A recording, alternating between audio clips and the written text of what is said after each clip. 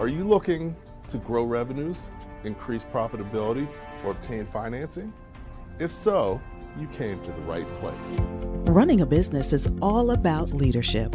How do you become a better leader? Learn from the successful entrepreneurs and business owners how to lead your organization more effectively. That's why we created Leadership Live at 805, Talking Small Business, to help you succeed with your host, Andrew Frazier, Business Growth Pro and CFO and founder of the Small Business Pro University. Every Tuesday evening at 8 p.m. Eastern, we're joined by experienced entrepreneurs and business owners who share their secrets to success via live stream. Also, every Friday morning, we release a new podcast episode. Either way, you will learn about developing your business leadership skills from our roster of highly performing guest experts. Leadership Live is one of the many valuable resources provided through the Small Business Pro University, empowering business owners to learn, profit, and grow. Find out more at sbprou.com.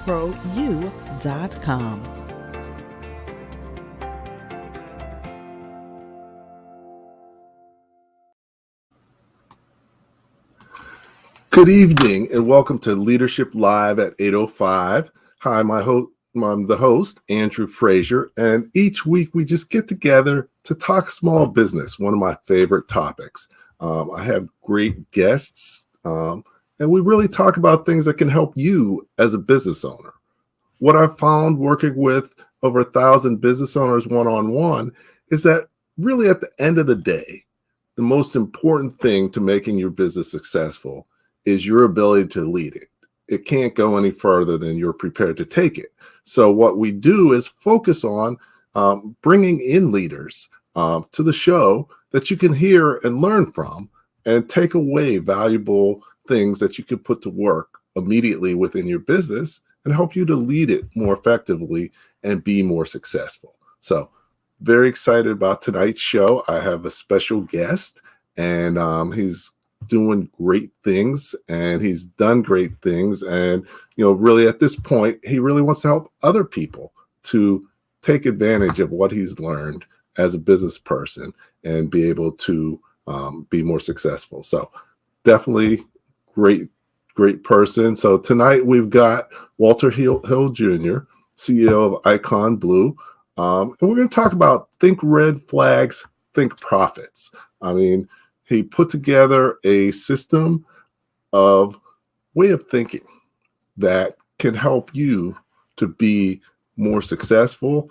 I'll let him tell you more about it, but we're going to have a lively conversation and invite you to join in. Definitely want to welcome everyone. Hey, Don, how's it going? Welcome. Hey, Christine, thanks for signing in, and welcome to everybody who's on the show.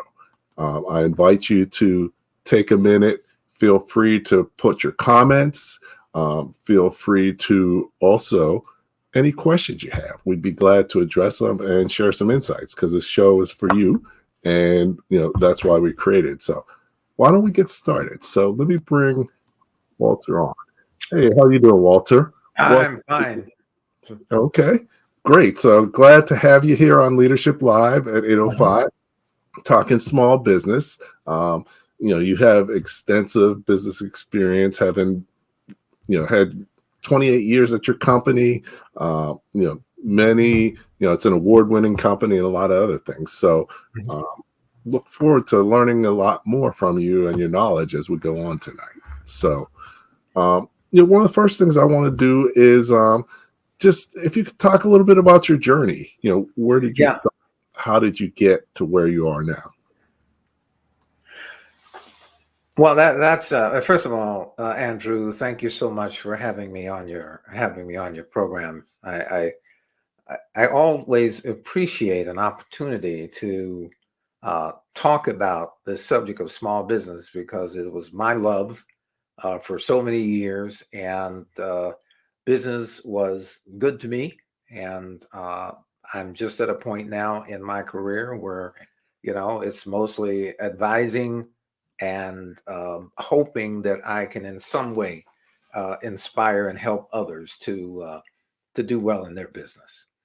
My journey is, I I don't think there's very much unique about my journey. I grew up in small town. It's my father was a small business owner, so I was introduced to the business environment when I was very young. I was 9 or 10 years old, and I went to college at the University of Maryland, and then pioneered my way to California. I worked my way across country for about 3 months to California, and this was in 1967 or so, and started my career there.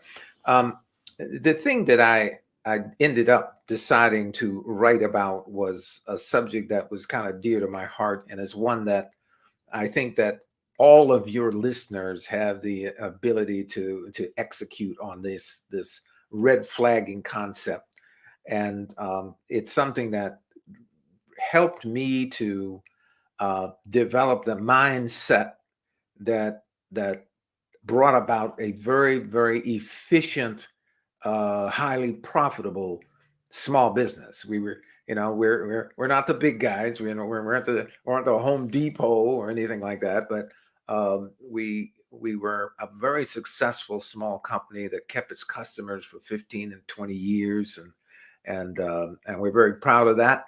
And I hope that through this book, Think Red Flags, a proactive and profitable approach for your business, I hope that by reading that book, that the readers will come to understand that many of the issues that they face, that they're going to face in business, they already have the tools from their experience, from their mentors that they have, from their education that they already have the tools to, in many cases, prevent high impact errors that are costly from occurring.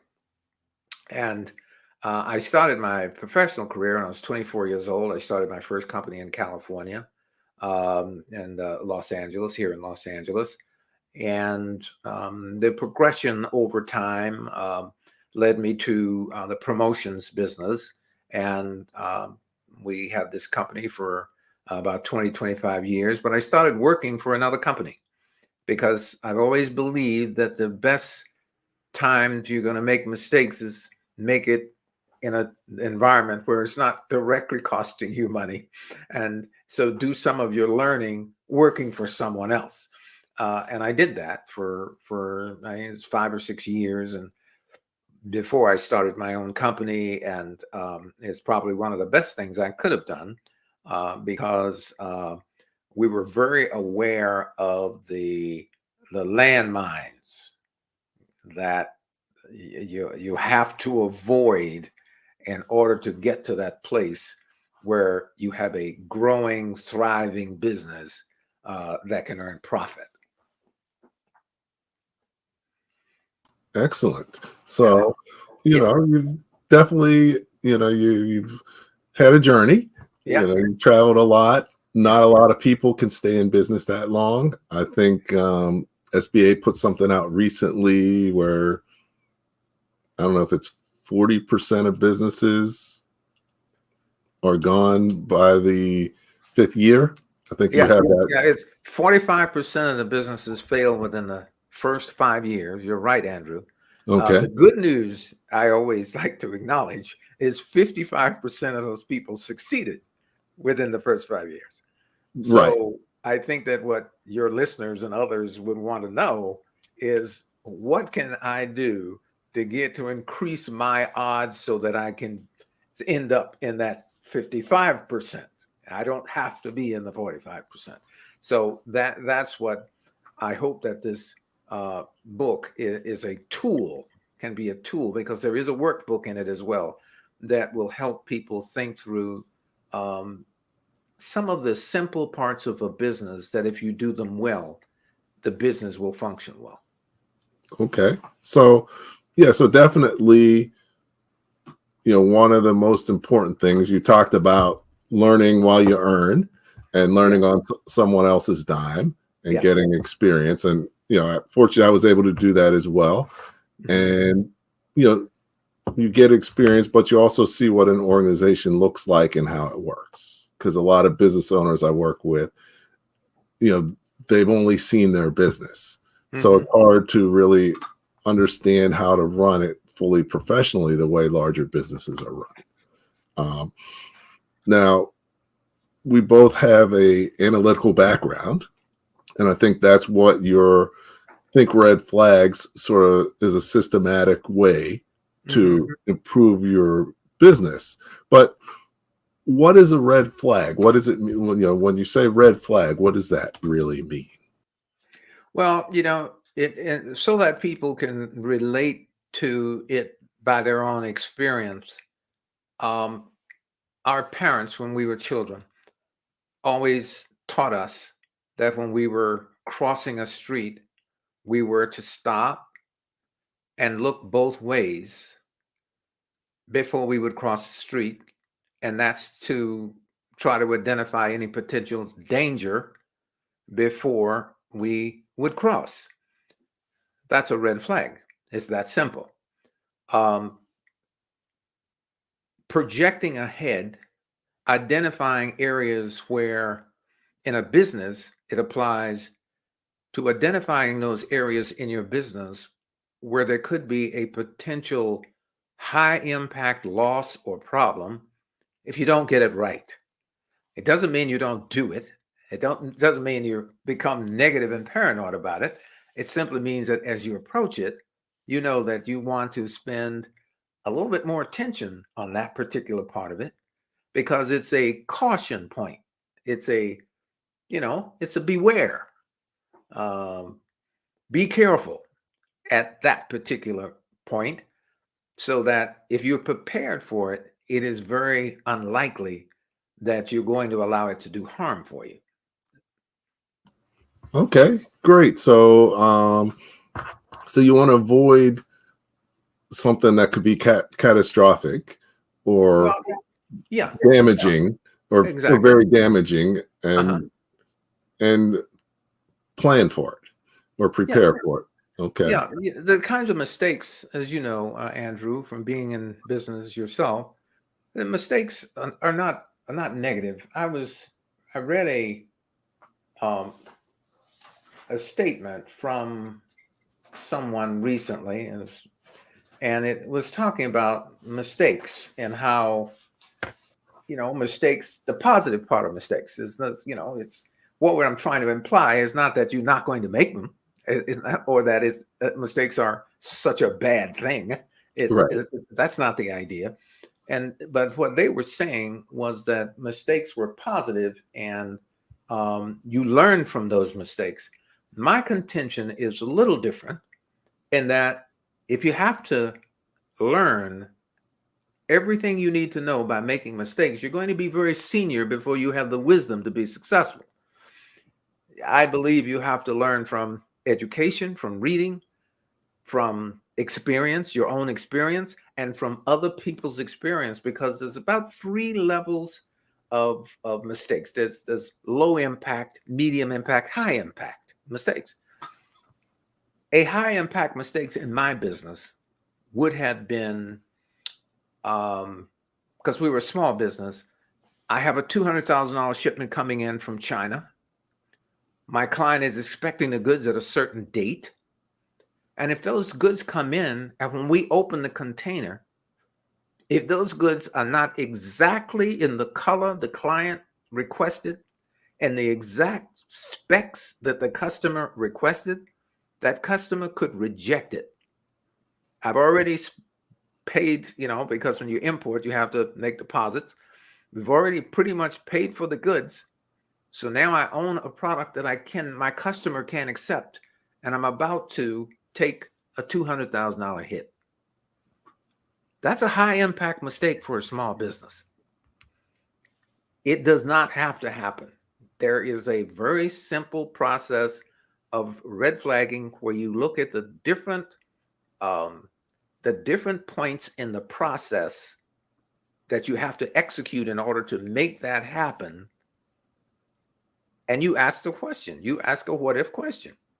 What if the color isn't exactly right? This is a corporate color. This is a corporate logo. They're not going to accept it. So now what I do is I take an action because I've asked the question. I've identified the potential red flag, and I take an action to be certain that they're going to be in the right color, the right size, that the client is requesting. And that's all red flagging is. It's we taught it to the staff and all the members of the staff. It was just a common term in our company. That's a red flag. I think we should do this to make sure that, that doesn't happen. Okay. So it really helps you to focus on the most important things. The most important things. Yeah. Not, a low impact mistakes. People make them all the time, and people will make mistakes, but there are mistakes from which you may not recover. Okay. I'm sorry. Those are the mistakes that we try to help people avoid. Okay. Yeah. A friend of mine used to always say, there's two ways you learn, either by going to the right sources or by losing money. And which one would you prefer? Right. You do some of each, but hopefully more of the learning without losing money than learning with losing money. Yeah. So and definitely there are some things that we know that we can't anticipate, like a pandemic. Yep. That's not something that you could red flag. I mean, I would have had no idea that the whole country, the whole planet was going to be shut down the way it is. That you can't anticipate everything. However, because prior to that, we had been very efficient and we had made profit, we had the reserves to carry us through it. Mm-hmm. So it's still, are you going to catch everything? No, it's impossible to do that. No one does that. There is no perfect scenario, and you never want to have analysis paralysis, they call it, where you overanalyze everything before you do it. The cost of that can be very, very have a negative effect on the business as well. Yep. So definitely. So, we're talking about thinking red flags, thinking profits today. We've got Walter Hill Jr. And, we're going to delve into this even more. But before we do that, just want to share, this program is produced through the Small Business Pro University. So probably good to just share exactly what that is. So we'll take a quick minute break and check out a video, and then I'll be back with Walter and we'll be talking small business. Do you own your business, or does it own you? Is your business growing, and are you making enough money? As a business owner, there are so many things you need to know to become more successful. Hello, my name is Andrew Frazier, the Business Growth Pro and CFO. I created the Small Business Pro University for you. Small Business Pro University has self-paced, dynamic, multimedia learning experiences created by more than 20 instructors who are business owners just like you. Small Business Pro University will empower you to become a masterpreneur by learning the secrets to creating a successful enterprise, to go from working in your business to working on your business. Take advantage of our strategic coaching program, or just simply choose the courses that you need at www.sbprou.com. We will empower you to thrive and not just survive, and make more money in any business environment.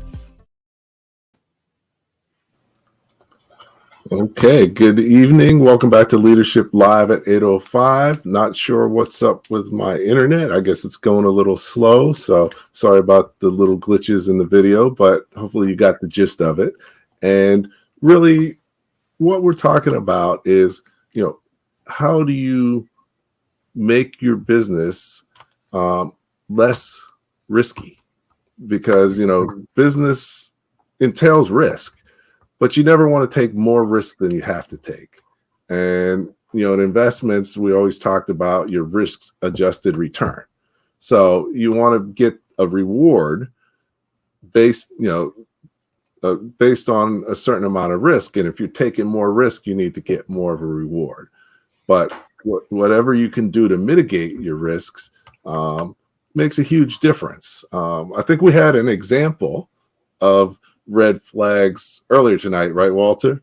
Yes, we did. So maybe why don't we start with that example? Because I think everybody could sort of be able to understand and identify with something like that. So Yeah, we asked the what if question because we're dealing with technology, and I think you'll find in developing your business and growing your business that if you get most of the basic, simplest things right, you're going to dramatically increase your odds for success, because it's usually a compilation of those small things not done well that causes you to have a poor image and poor performance in your business.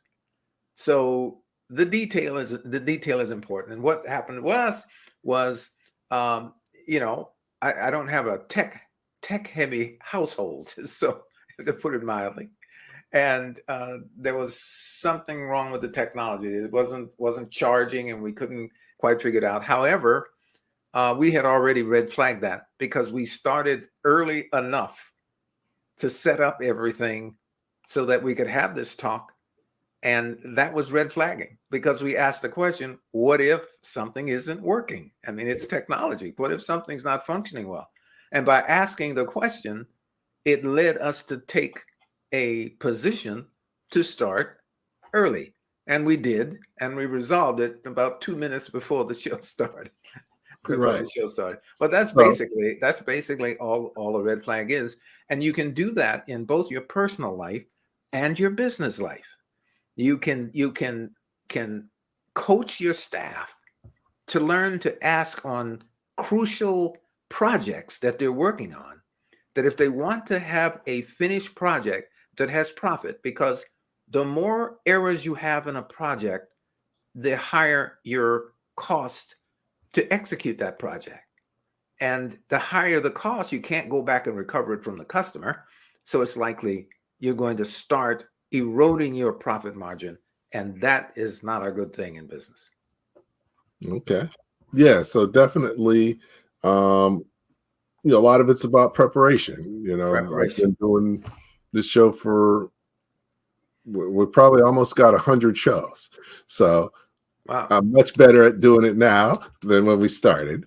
But, an important thing is, if we had just decided to start like 1 minute early, we'd have had some issues and it wouldn't have gone through. But, being able to do that helped it to go smoothly. So let me ask you, Andrew, did you learn that from experience or was it intuition? A little bit of both. But more of the experience was, early on in the pandemic, you'd have Zoom meetings. Yeah. And, there's always something that goes wrong, or it can go wrong. So just thinking about that and, the importance of doing a good show, led me to say, and plus, if you're running a few minutes late, doesn't matter. So it just helps to, make it work. Yeah. And one thing that you can sort of identify, I think, I don't know if you're a big movies fan, but I don't know if you saw Any Given Sunday with Jamie Foxx. But I might have. What was it about? It's football. And no, I didn't see that. Saw great football yesterday, though. Okay, yeah.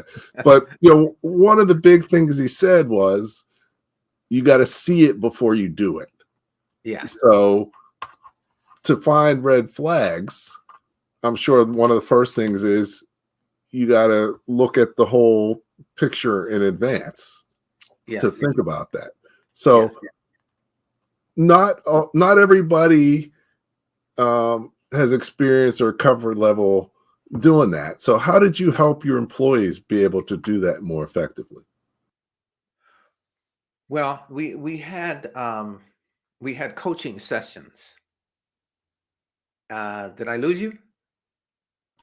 I just made you full size since you're. Did I lose you? Okay. I can hear you fine. You can hear me? Okay. My screen is doing something really odd. Okay. We had sessions with our team, continuous coaching sessions, where if a project was, especially on larger projects, well, we would simply do an evaluation, do a questioning, a what if questioning, in order to what did we need to do and make this project turn out well, have a positive outcome. You can do that with a project and a company, and you can do that with a business.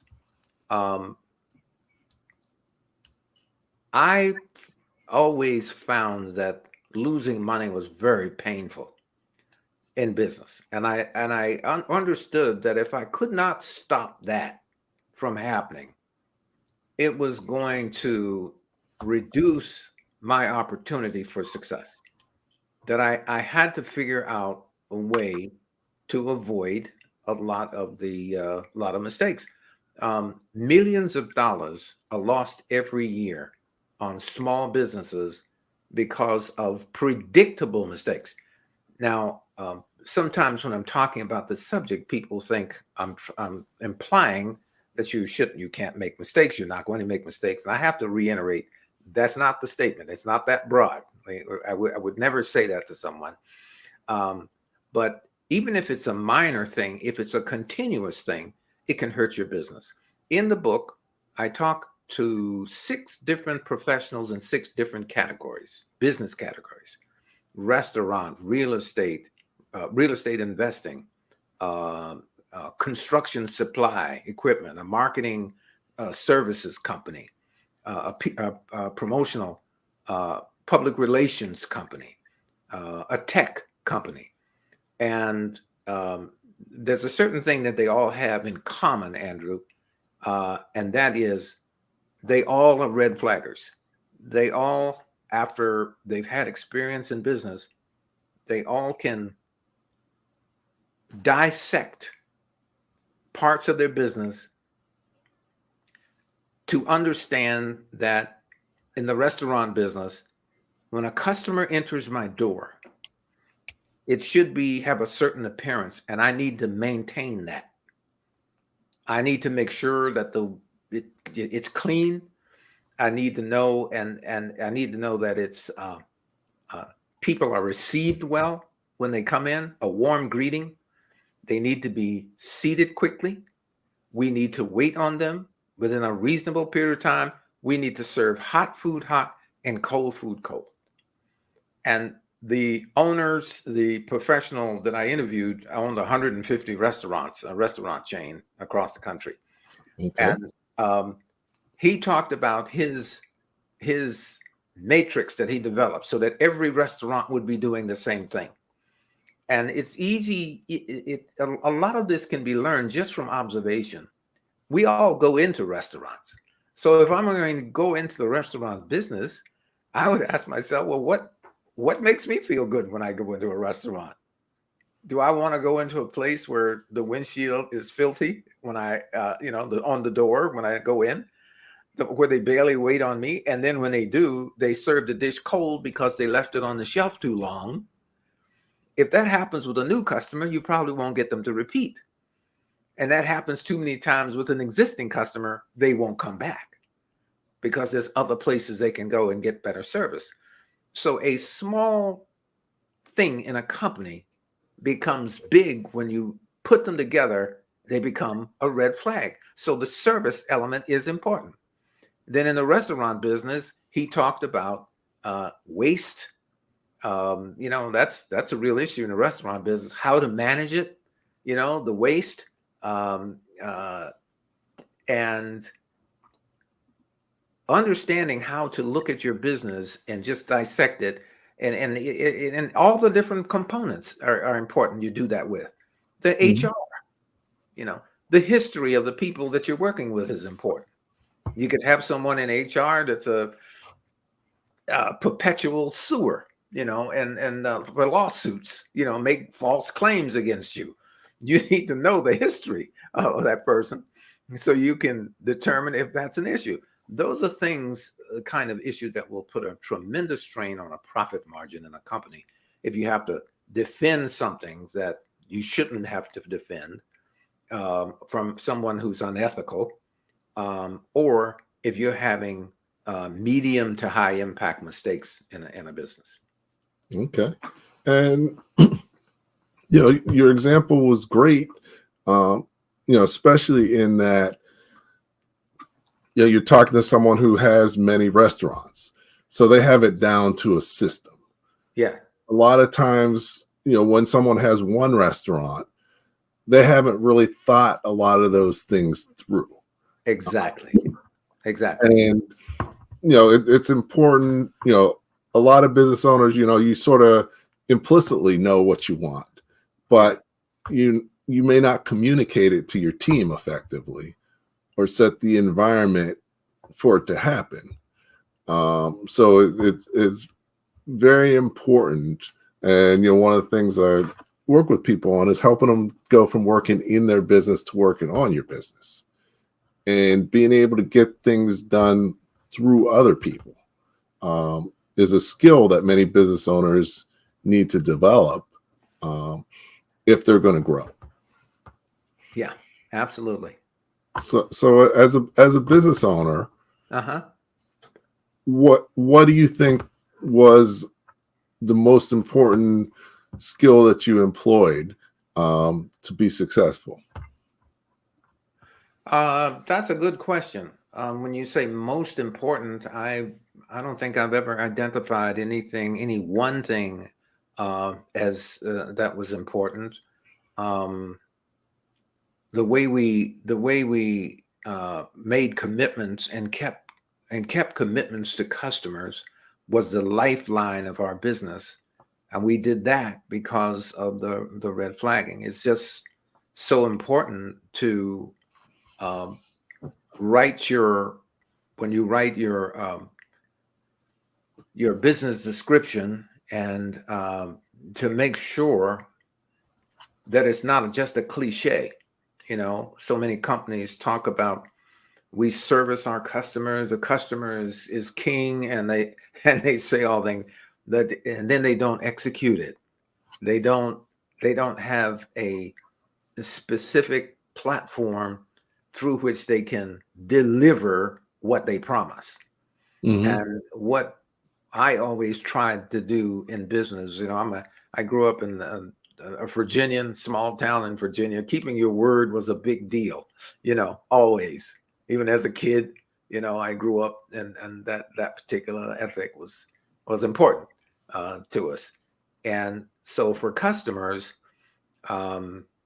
if I had a customer that was a major automobile manufacturer and my product comes in defective so that it interrupted the manufacturing process because my product had to go in the car, that is major.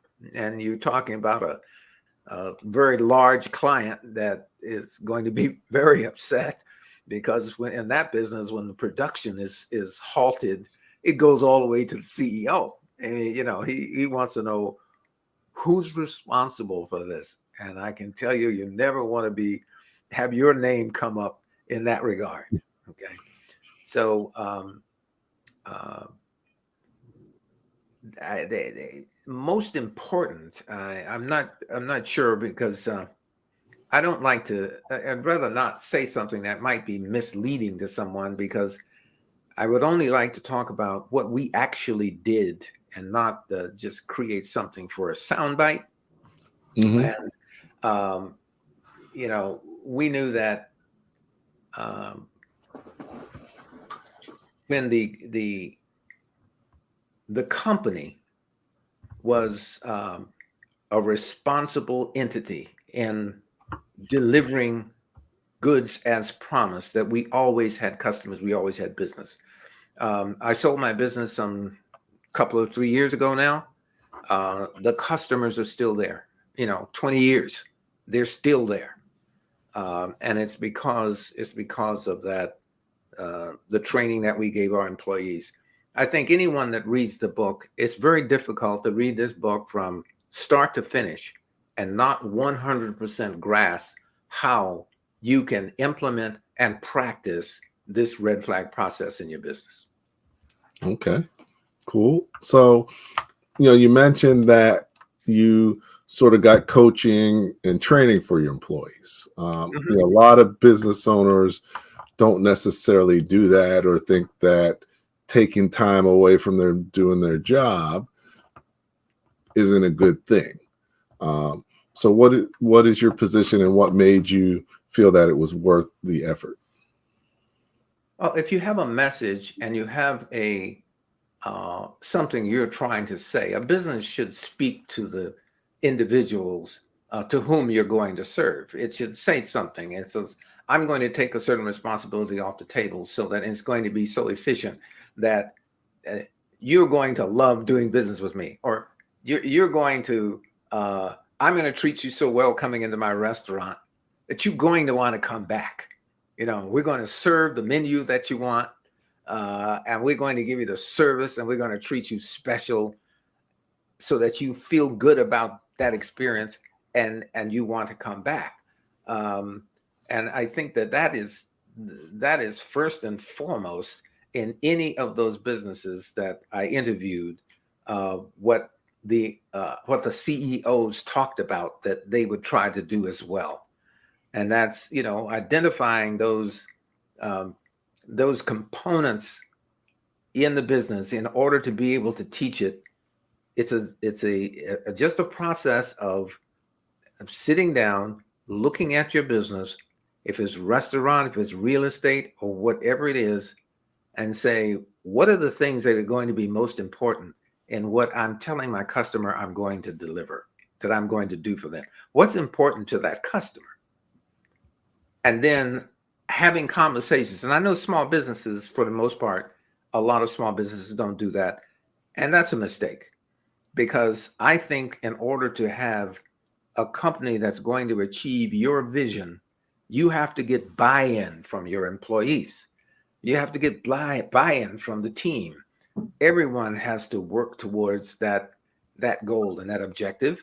And if there's someone that doesn't want to do it, that fails to rise to the call, then it simply means that maybe that particular job is not right for them. And there's nothing worse than having someone waste their career doing a job that they don't care about, that they don't particularly like doing.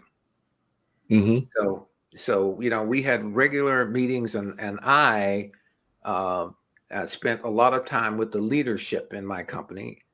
Even though we were small business, I was the president of my company, and there were key individuals in the company, and they had leadership quality.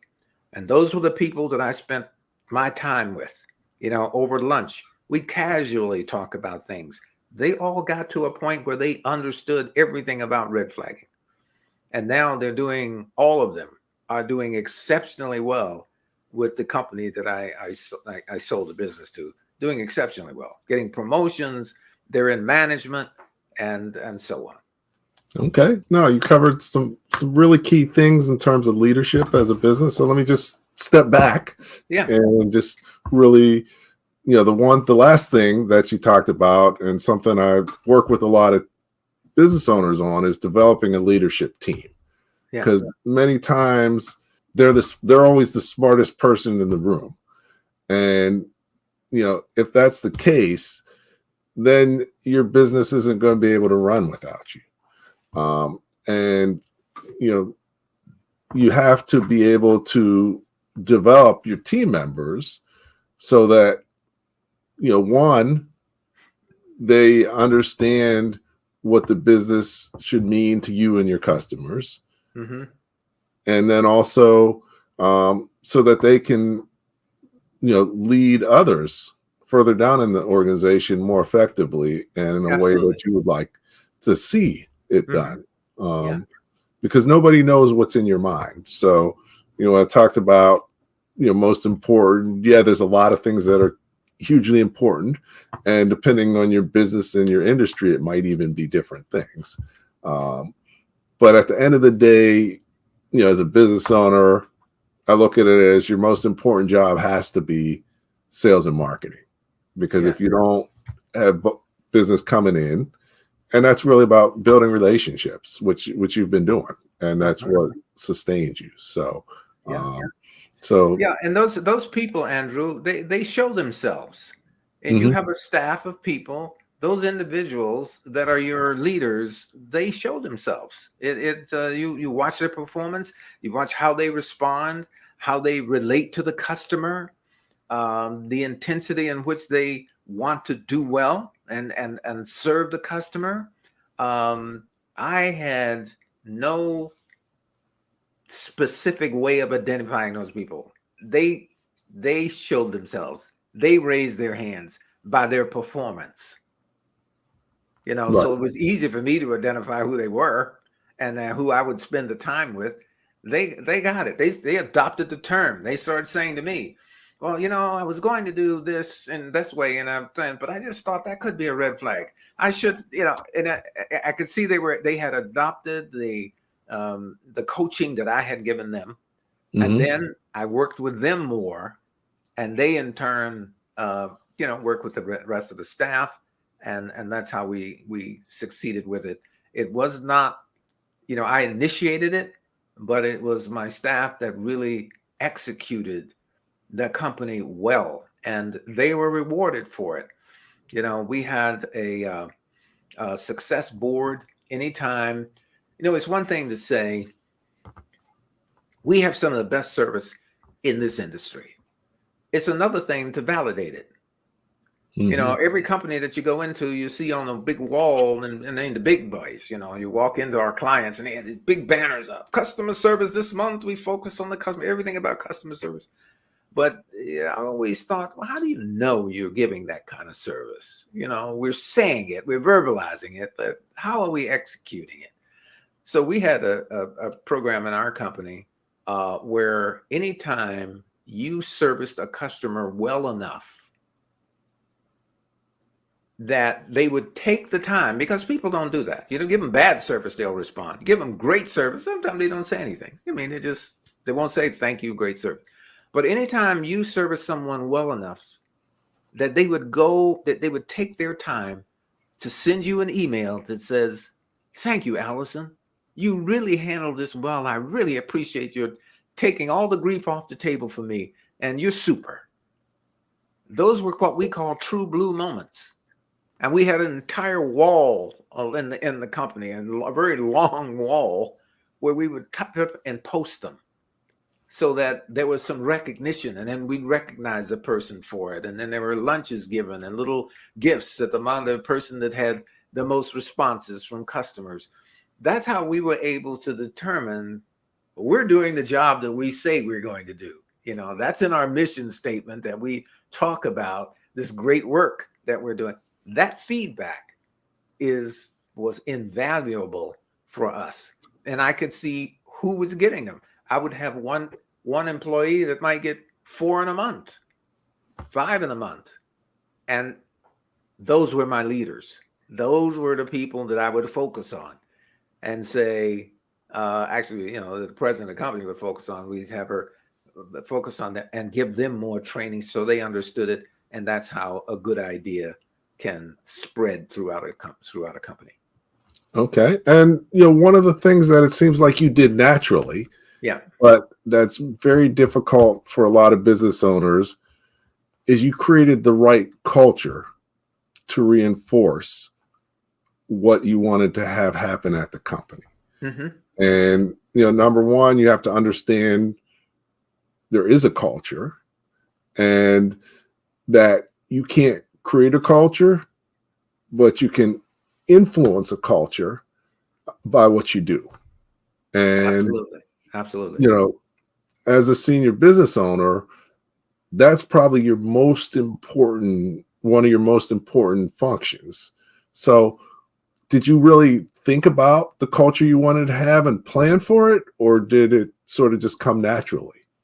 No, I thought about it and I planned for it. And I wanted to have it just didn't come naturally. No, we worked towards that as a goal, and um, it turned out, it turned out even better than I had hoped for. The staff was very responsive to it, and and so it was by plan. Okay. Yeah, no, and it usually doesn't happen well if you don't have a plan and you Yeah, don't manage it. And especially if you don't have a strong culture, every new person you bring in is going to change your culture absolutely. in a way that might not be the way you want it to be changed. Uh, so yeah, so Yeah, that's hugely important. And as a business leader, um, definitely learning about that, thinking about your culture, thinking about how you want um, things to go. And if you're not sure what a culture is, it really means this is how we do things here. yeah, So absolutely. so definitely you didn't have to tell people to think about red flags. Hmm. It was part of the culture. It was just how they Exactly. did things there. Um, Exactly. Exactly. And the red flagging applies to the business concept as well. It applies to everything, and it applies to personal life as well. I mean, it it when you when you're starting a business, I'll give you an example. Uh, I experienced two young men who were starting a company, and they had a new invention, and the product was a sports tool for practicing basketball. It had a rim and a pole and no net. The idea was if you practice shooting through just the rim without the backboard and without the net, it would improve your vision and your technique for shooting, for scoring points. Well, it sounded great. It did. It really sounded like a good idea. A lot of people were interested in it, and they set out, and I encouraged them to validate it before they go too far. In other mhm. words, build a few samples, take it to one of the universities or a couple of the universities, tell them, convince them that they should try this. It's going to increase their shooting percentage, and take a season and let them use it and see how it helps the team. And then as you come, but youth is sometimes, as I was, impatient, and without testing the product, they went out to try to raise money for it, to raise capital to manufacture something that it sounded great, but there was no proof that it would increase the shooting percentage. Mhm. There's no proof. So obviously, it was destined to have a break point as they go forward. So they spent money, they spent time, they were trying to raise money, and it just turned out to be a disaster. And they never got it off the ground, because I always like to not say those things to criticize someone, but or to use hindsight to see how it doesn't work. But that's an obvious flag, is that any product or service that you're going to come forward with, you want to try to, in some small way, market test it to make sure that it delivers what you promise. And if it does, and it's a new idea or even one that exists, then you have something. You have something real, because people buy value. Yeah. The pie in the sky, the great idea, is not going to sell but so long if it's not validated, if it's not real. you know Mhm. and so unless you're in the business of deception, you want to make sure that your product is validated. And that not only happens by Andrew, an experience that I had, it was not only with young inexperienced entrepreneurs. There was a businessman, that was successful in the, and with the B at the end of his name, a billionaire businessman who, when I say that, not to emphasize his wealth, but to say he must be really good at something, because you don't achieve that level of success unless you are. And he was in real estate. He decided to go into it was a different business when I met him that he was trying to go into. Mm-hmm. And we did all of this preparation, and it was a product that could process film, 35 millimeter film. This is in the 80s. So this is before people were taking films on a phone. I mean, taking pictures on the phone. And so the product was being made in France. So we hop on his 747 Boeing jet. I take the entire team of people over to south of France. We go to this place where they were going to demonstrate the product. And this is after working for 3 months at some very high fees that everybody was charging for this. And the people come out on the stage to demonstrate the product. He comes out, makes the introduction, curtain goes back, machine is sitting there. They put the film in. The machine didn't work then, and that was in 1985, and the machine has never worked. So I say that not to make fun of it, but this is where all my red flagging experiences were concerned. That before you put $30 million into a project, just because you have it, I mean, you can afford to do it, and it's not a big deal. That was probably like $300,000 to him, but because you were able to do that, it didn't mean you should do that. So they had never validated the product. So this product we were preparing to sell had never been proven that it actually worked. And now most of us, the listeners, would listen to this and say, boy, how simple. It sounds simple, but when you get caught up in the fervor of how much you're going to earn by doing this service or this product, you forget those details. You forget those flags. Okay. Yep. So that can hurt you.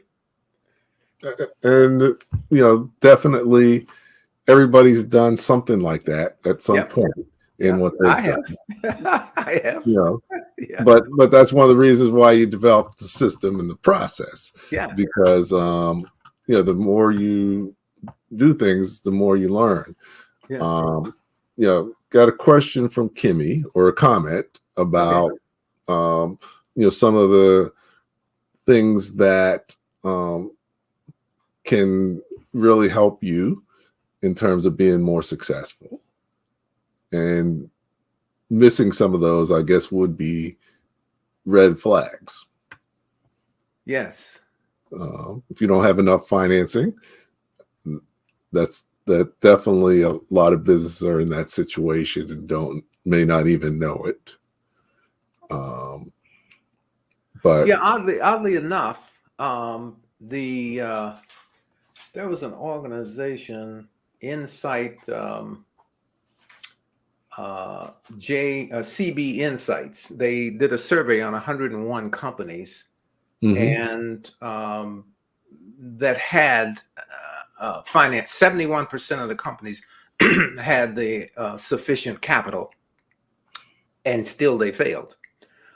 So I know that we all talk about so many businesses fail because of lack of capital. Well, that is one of the flags that you have to consider. Capital is very important in a small business. I was very fortunate to have a pension fund as a partner in my company in the very early stage. So we had the capital support that we needed. Needless to say, but 71% of the companies still failed. So it goes to show that using the flag system to determine how you're going to execute on spending capital, the investments that you make, when you make them, things of that nature, can also be important. The business process for success in a small business is not insurmountable. I would be willing to say all of your listeners are more than capable of doing it and becoming very successful.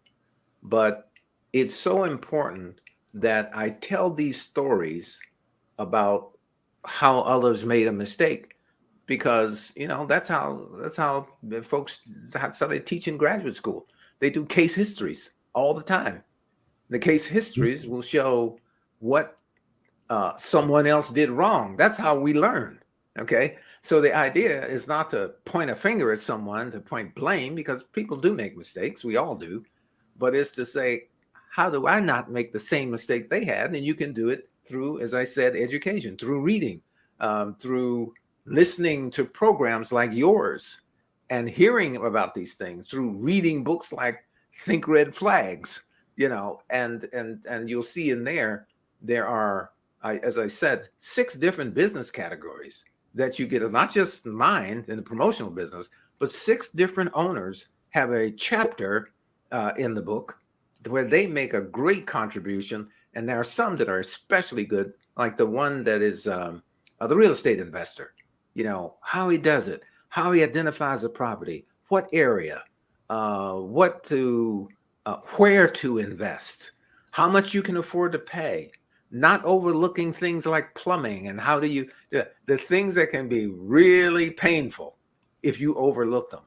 And I think there's a lot that can be gained from really reading those stories and experiences of how all these people, this particular young man, Clint Salih, that I interviewed for real estate, now owns about 12 different businesses that he's purchased. I met him at 25 years old. And he's now, I think, 49, 50 or something like that, a multimillionaire. And when I met him, he was just buying his first house with a little 2-bedroom cottage type house that he did some remodeling and some refurbishing, and he started with that one. And now he has, a real estate fortune. So someone like that has a lot of very valuable input to impart to someone who aspires to develop a real estate portfolio. Yes, and having been a real estate investor, I have the scars to prove it. There's a lot of learning that you can have, and lot of red flags and just things that can come out of the woodwork. So definitely learning from other people's experiences is important. So, time always gets away from me on these things, because an hour seems like a long time, but it really isn't.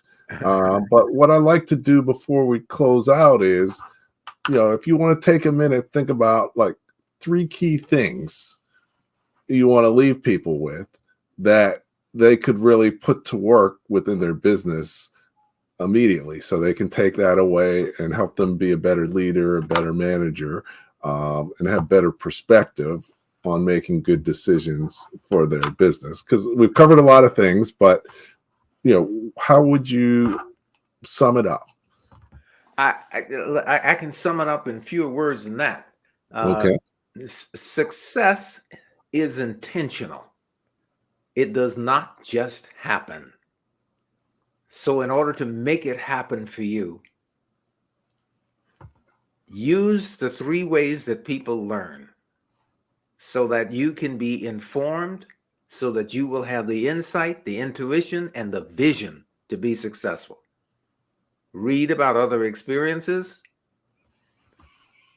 and get as much experience in the area that you want to go into. And if you haven't worked in that business area, look at other companies in there, research them, walk in, talk to owners, find out what they do. And if you can, have a mentor or mentors in different categories of a business, don't hesitate to listen and try to gain as much in those areas as you possibly can. And God bless you. I wish you the best. Okay, thank you so much for joining me tonight. You're welcome. It's been great talking with you. Appreciate all that you've done and that you're doing, and you look forward to seeing great things. like I said, I did get your book. Okay. I didn't finish reading it yet, but I will. But All right. so far, it's been very good. So, looking forward to good things. We'll definitely stay in touch, and maybe we can have you back on if your schedule permits. Love to. Okay, excellent. So, thanks again, Walter. Thanks for having me on, Andrew. Okay, great. And then hang on for a sec. Let me just close things out for everybody. So, once again, thank you for joining us for Leadership Live at 8:05 Talking Small Business. Each week we have some great guests and really cover some great topics. And next week will be one of the same, but also next week we're going to have one of our firsts. We're actually going to be broadcasting not just on YouTube, not just on LinkedIn, not just on Facebook, but we're going to be in the metaverse, because that's where things are going. And our guest next week, Tyrone Taborn, he actually created a metaverse and called STEM City Metaverse. And we're going to be talking about, well, what is this metaverse? And, what is the opportunity for me and my business with what's going on with the metaverse? Because, it's going to signal some change. There's going to be opportunities. There's going to be challenges. But, as a business owner, you need to have some understanding of that. So hopefully you can join us next week, either on the regular channels or through the metaverse in his city. And, he's invited us to actually be an ongoing broadcast through his metaverse. So, in weeks going forward, we'll also be joining on the metaverse. So next week, you're going to learn about the metaverse. One other thing I just want to give people a heads up for, Jimmy Newsom, who was a guest probably about a month ago, talked about digital marketing. He has a series out, a weekly series virtually, where he talks about digital marketing and, really marketing your business more effectively. And if you can, you probably don't want to miss it. You can find it on my calendar as well on my website. And actually, I will put it in as a link to it in the chat. So as a follow-up. So I'll put a link to that. And actually, also, I'll put a link to Walter's book, so you can find that on Amazon. So thanks again for joining us. As I always say, the more that you know, the faster your business will grow. Thank you, and we'll see you next week. Thank you for listening to Leadership Live at 8:05, Talking Small Business. Subscribe to our YouTube channel and to the podcast on your favorite podcast platform. Leadership Live is one of the many valuable resources provided through the Small Business Pro University, empowering business owners to learn, profit, and grow. Find out more at sbpro.u.com.